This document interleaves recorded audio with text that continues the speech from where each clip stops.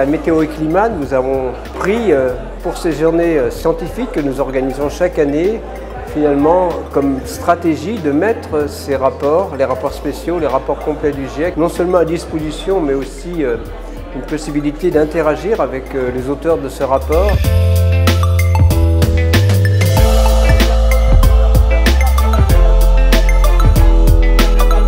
Le retentissement médiatique continue, l'intérêt des gens continue. Et je pense que comme Valérie Masson l'a dit dans son introduction, c'est mon paysage, mon jardin, ma ferme et mon assiette. Et donc ça intéresse vraiment tout le monde.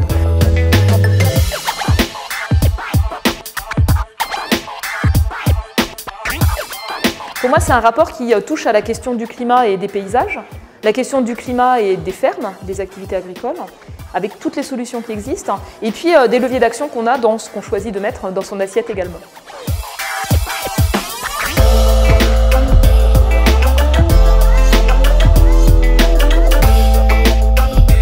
Le premier niveau de réflexion pour moi, c'est le niveau santé, de voir dans quelle mesure la nourriture que nous consommons constitue, disons, un facteur essentiel pour notre survie en tant qu'être humain.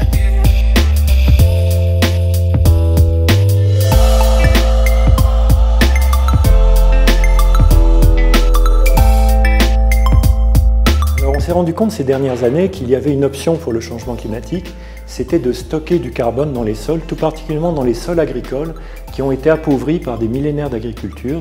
Et donc on peut restocker de la matière organique et du carbone. Ce stockage pourrait compenser une partie assez significative des émissions que l'on a aujourd'hui de CO2.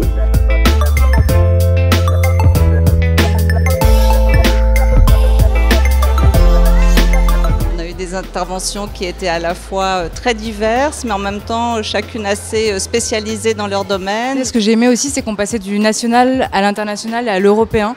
Et donc ça a apporté un peu une richesse et une profondeur dans le débat, donc c'était particulièrement appréciable. Aujourd'hui, ce qui nous a semblé important, c'est effectivement la part de l'enseignement agricole. La formation des agriculteurs d'aujourd'hui et de demain est très importante, notamment par rapport aux pratiques agroécologiques. On a également un rôle en tant qu'adulte référent dans l'éducation de nos étudiants et à travers nos actes d'achat et nos actes de citoyens, de les sensibiliser à un avenir